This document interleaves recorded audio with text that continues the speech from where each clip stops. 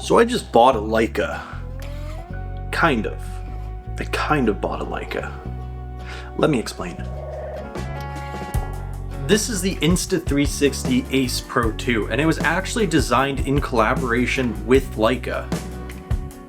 Now there's a few things about this camera that actually make it a very compelling photography camera. For example, right out of the box, it's waterproof up to 39 feet, and it actually has a fairly large sensor for an action camera. It has a 1/1.3 8K sensor crammed into this little guy. And since it's an action camera, it can take a beating, which is good for me because I wanted to get some more creative shots where I put the camera on the side of my truck, and I don't want to have to worry about it falling off and getting damaged because this camera really can take a beating. Now as for features, this camera can shoot from 9 megapixels all the way up to 50 megapixels depending on what settings you're using and aspect ratios. It's never going to be a medium format or a full frame camera in sharpness and dynamic range, but still very powerful, and the built-in AI features really help with that. And speaking of AI features, this is actually really good in low light because of the AI. It reduces noise and makes the picture look much cleaner and crisper when shooting in low light conditions. Also, one thing that's not AI, this lens is actually an f2.6 lens, which means it lets in a ton of light, which means less noise right out the gate. Some other cool features is it has baked in Leica color profiles as well as other color profiles. So you can shoot with Leica color. Now, if you're anything like me and you like to edit your photos in Lightroom, this is actually really impressive because it can shoot raw photos. I found a lot of the times I was actually running it on Pure Shot plus RAW, which means I get a JPEG with the baked in color profiles, as well as a RAW photo that I can edit to my heart's desire. There's a whole bunch of other features that they've managed to cram into this little guy, like star lapse, hand gestures, voice control, Insta360 camera connect, and in the Insta360 app, there's a whole bunch of other things that you can do with this camera to extend the feature set, which is crazy. Now let's quickly jump back in time to yesterday when I took this camera to the beach, and we can explore how the photos actually look coming straight out of this camera. Now while I'm walking around the beach, let me go over a couple of cons. Honestly, there aren't that many. More niche to me, but I figured I'd go into them. The battery tends to drain fairly quickly depending on what you're shooting, so I actually found myself recharging between locations. Luckily it charges fast and the batteries are swappable, so it's not really a huge issue. I also wish there was a few more physical buttons on the actual camera. For example, a dedicated button to switch between photo and video would be handy. The touchscreen is very responsive, but when it gets wet it can be a little finicky, and I found myself drying it off just to change settings. Finally, picture quality when zooming in isn't the best, but that's to be expected. It's a small sensor, it's a small camera, so it's never going to beat a full frame or a medium format in sharpness or dynamic range. But overall, for what this camera is, it is super impressive. Now I really want to put this camera to the test, so I'm actually going to take it to one of my favorite photography spots that I've gone to countless times in the past.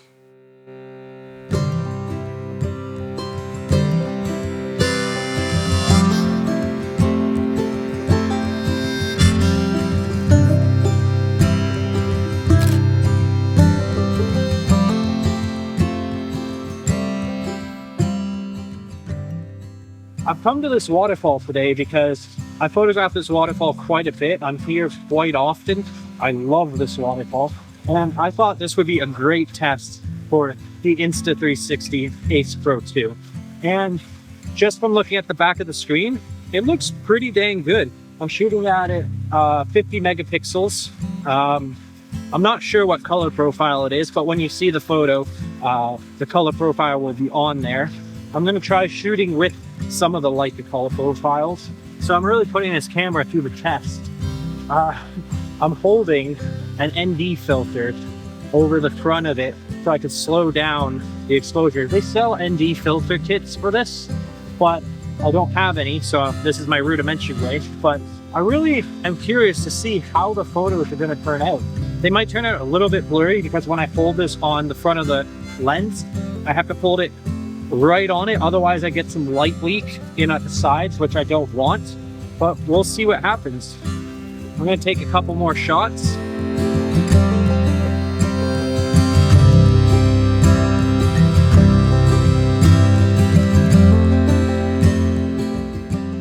I think the in-body stabilization really helped with my shaky hands holding the filter on the front. They look pretty nice. These ones were shot with the Leica color profile, and these ones were shot with the standard profile. You can see the difference between the two. Very interesting.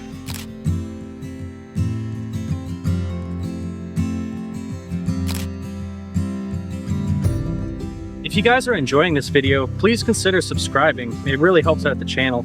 And this Insta360 is going to be linked down below if you're interested in buying one. There'll be a link for the Insta360 website as well as Amazon if you decide which one you want to buy from. I'm also going to include a link to this little selfie stick because this thing's pretty cool. This is what I was using to shoot the waterfall just now because it's got a little tripod mount. It's like such a cheap little mount, but I freaking love this thing. All right, let's see what else we can shoot with this camera.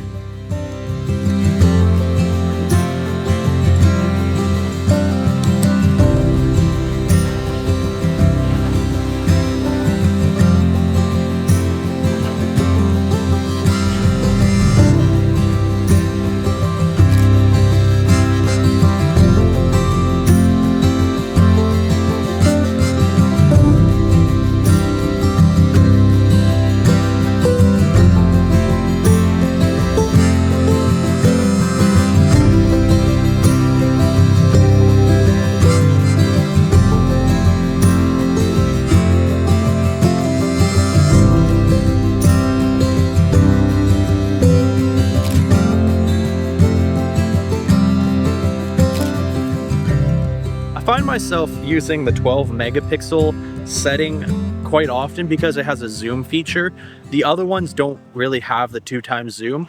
You don't lose a lot of detail at all when you zoom in. Like here's a photo I just took here at 12 megapixels.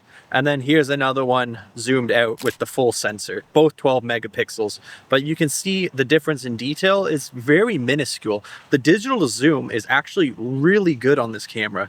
I just wish I could zoom in on some other settings. You get two aspect ratios, 4:3 and 16:9, but that doesn't really matter to me too much because I tend to crop my photos in Photoshop. And one thing I've noticed as well with the color profiles in the camera, I've been shooting pure shot plus raw, and I've been looking at the JPEGs and the color profiles look good, but they're baked into a JPEG. I prefer editing my photos in raw because you get so much more detail and I can mess around with the colors and make the photos look the way I want to. But if you're not into editing your photos and you want to just shoot the shot, get a nice looking shot, the color profiles are really good. You have two Leica profiles and a bunch of different other profiles like film, vivid.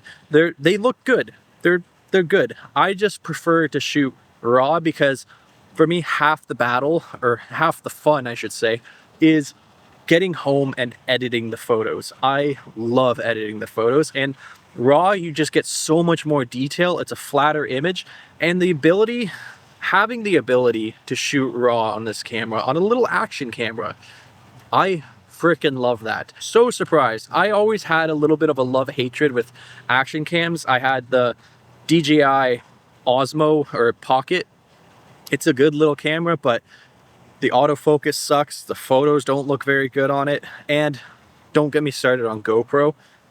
I really don't like GoPro. I haven't tried the new ones, but the ones that I had in the past, I just had such a frustrating time with.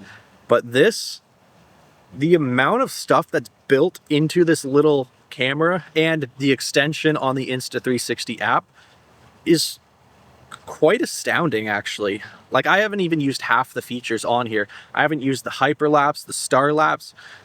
I haven't even got to that part. I haven't had the time to really dive deep into this. I'm really excited to try out this camera for all of its features. That'll be in another video where I review the camera. But for the photo side of it, I'm quite surprised with it. If you guys found this video enjoyable, subscribe. I'd love to see you guys back here hanging out in another video. And that's all I got for you today. You guys have a good one. Peace.